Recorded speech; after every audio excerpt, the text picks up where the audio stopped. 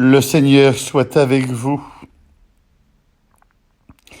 De l'Évangile de Jésus-Christ selon saint Jean. C'était après la mort de Jésus, le soir venu, en ce premier jour de la semaine, alors que les portes du lieu où se trouvaient les disciples étaient verrouillées par la crainte des Juifs, Jésus vint. Il était là au milieu d'eux, il leur dit : « La paix soit avec vous. »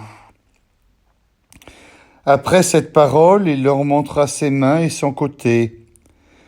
Les disciples furent remplis de joie en voyant le Seigneur.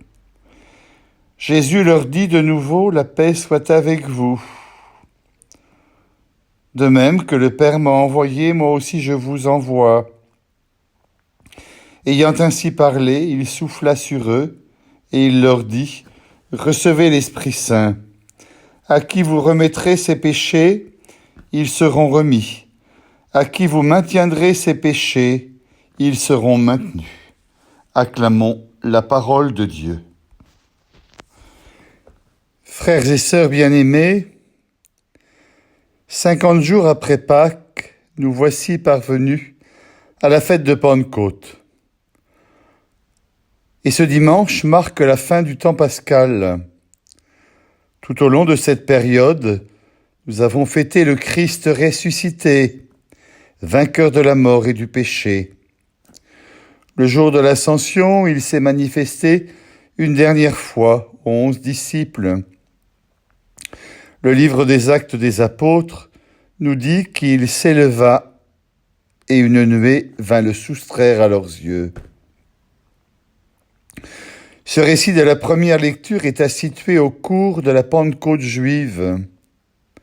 Ce jour-là, on était venu de partout pour fêter le don de la loi de Dieu à Moïse. Tous ces gens n'avaient certainement jamais entendu parler de Jésus de Nazareth. Ils étaient là pour renouveler l'alliance avec Dieu, mais rien ne se passe comme prévu. Saint Luc nous parle d'un bruit pareil à celui d'un violent coup de vent et aussi d'un feu qui se partageait en langues. C'est cela, le don de l'Esprit Saint. À ce moment-là, tout est changé dans le cœur des apôtres. Alors qu'ils étaient confinés dans la salle commune, ils se mettent à sortir. La peur qui les paralysait est emportée. Ils se mettent à proclamer les merveilles de Dieu devant ceux-là même qui ont fait mourir le Christ sur la croix. La première de ces merveilles, c'est l'annonce de Jésus mort et ressuscité.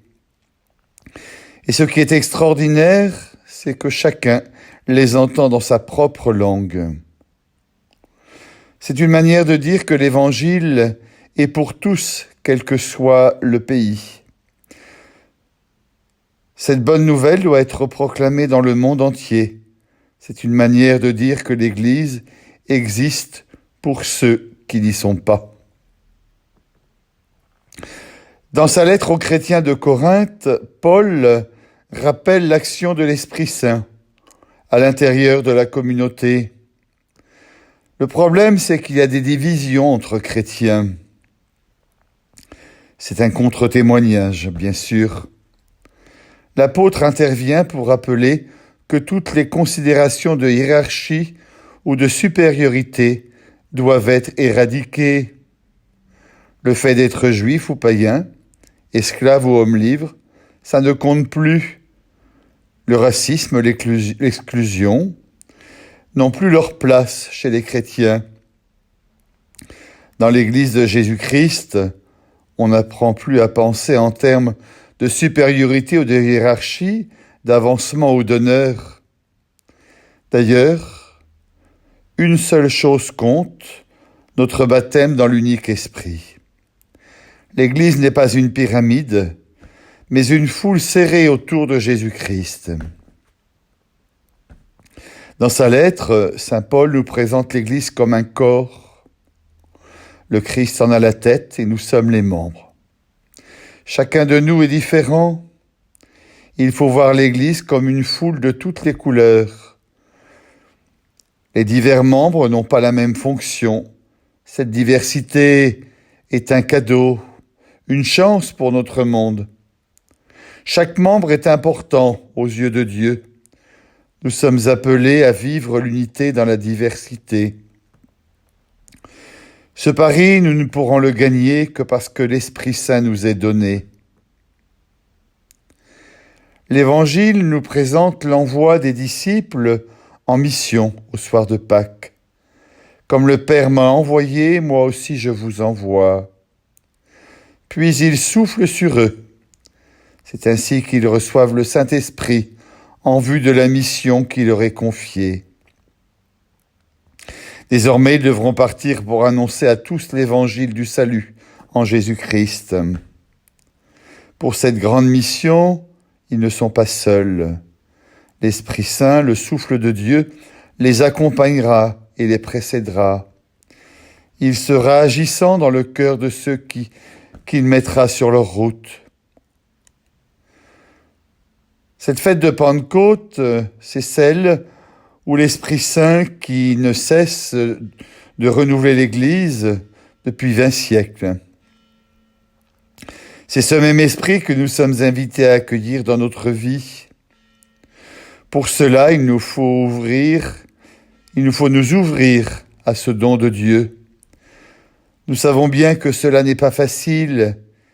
Il y a en nous des résistances qui cherchent à nous détourner de lui. Être sous l'emprise de l'Esprit Saint, c'est sentir en nous la présence de Dieu qui est source de paix et de joie intérieure. Le Christ nous libère. Le Christ libère en nous un souffle qui nous oriente vers Dieu. Avec lui, nous pourrons nous imprégner de l'amour qui est en Dieu pour communiquer à tous ceux qui nous entourent. Nous sommes envoyés dans le monde pour témoigner de l'espérance qui nous anime. Le pape François nous dit que cette espérance doit être combative. La vie chrétienne est un combat contre nous-mêmes et bien souvent contre les idées à la mode. Comme un feu puissant, il chasse les ténèbres, il illumine notre nuit. À la suite des apôtres, l'Église est appelée à communiquer la paix et à manifester le pardon. Cette paix, ce n'est pas l'absence de conflit, c'est d'abord la paix intérieure, l'apaisement. C'est la miséricorde, c'est Dieu lui-même. La Pentecôte, c'est l'Esprit Saint qui vient illuminer notre nuit. Prions l'Esprit pour qu'il soit toujours avec nous, qu'il nous donne d'annoncer la bonne nouvelle avec un zèle que rien ne peut intimider, avec une force qui n'a pas de limite. Frères et sœurs de Castanet, de Saint-Orens, le Christ ressuscité est monté vers le Père, mais la force de l'Esprit nous fait de nous des missionnaires. Amen.